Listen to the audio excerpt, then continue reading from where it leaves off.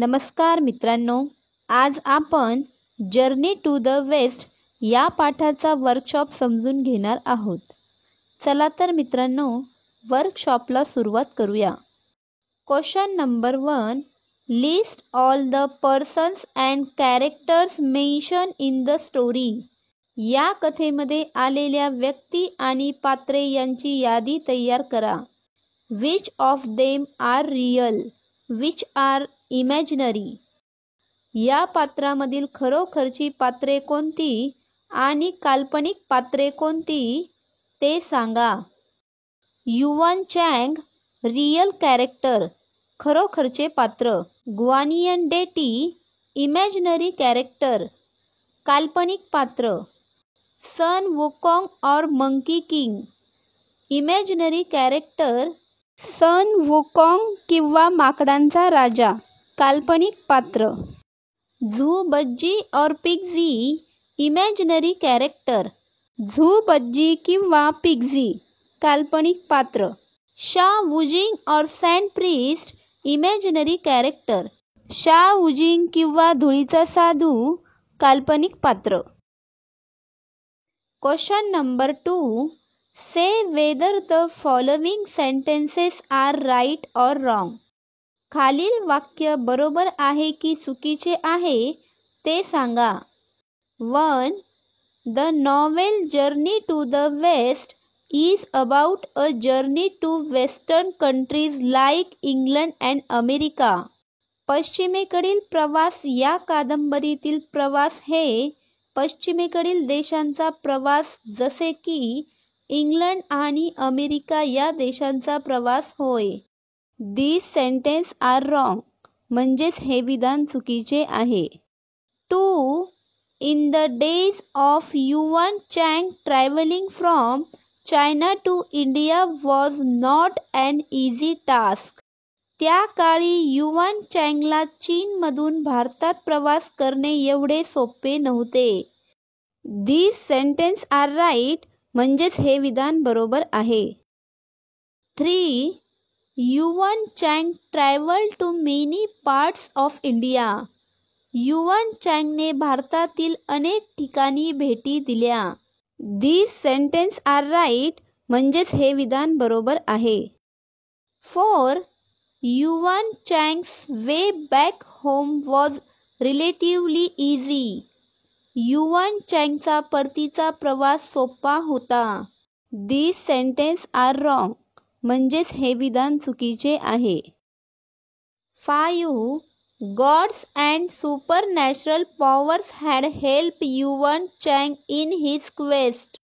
युवान चँगला देवाने आणि अलौकिक शक्तीने त्याच्या शोधात मदत केली. दिस सेंटेन्स आर रॉंग, म्हणजेच हे विधान चुकीचे आहे. 6. The 3 disciples of Yuan चँग wear 3 cents. युवान चँगचे 3 शिष्य हे 3 संत होते.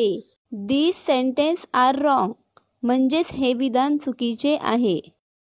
7. The 3 disciples have supernatural powers. या 3 शिष्यांकडे अलौकिक शक्ती होती. दिस सेंटेन्स आर राईट, म्हणजेच हे विधान बरोबर आहे. Question number 3. Write any 5 features of Sun Wukong's character that you like best. Sun Wukong या पात्राची तुम्हाला आवडलेली कोणतीही 5 वैशिष्ट्ये लिहा. Sun Wukong can walk through fire, आगीतून चालू शकतो. ट्रॅव्हल अंडर वॉटर, म्हणजेच पाण्यातून प्रवास करू शकतो. फ्लाय टू एनी प्लेस, म्हणजेच कुठेही उडू शकतो. His eyes have X-ray vision, म्हणजेच त्याच्या डोळ्यात क्ष-किरणांची नजर आहे. Can transform himself in 72 different ways, स्वतःमध्ये 72 वेगवेगळ्या मार्गाने बदल करू शकतो.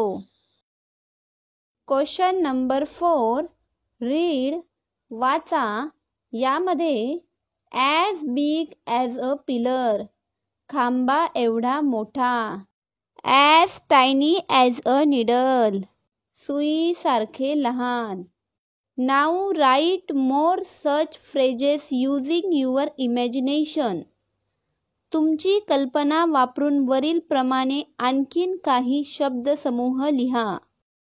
As big as a mountain, पर्वता एवढा मोठा. As tiny as a raindrop, पावसाच्या थेंबासारखे लहान. As hard as a stone, खडकासारखे कठीण. As soft as a cotton, कापसासारखे मऊ. ॲज स्वीट ॲज अ हनी, मधासारखे मधुर. As sharp as a knife, चाकूसारखे धारदार. Question number 5. You know that many times a letter or a group of letters is added before or after a word to make new words.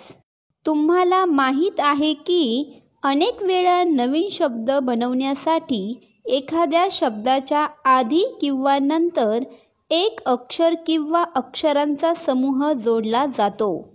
A letter or a group of letter that is added before a word is called a prefix.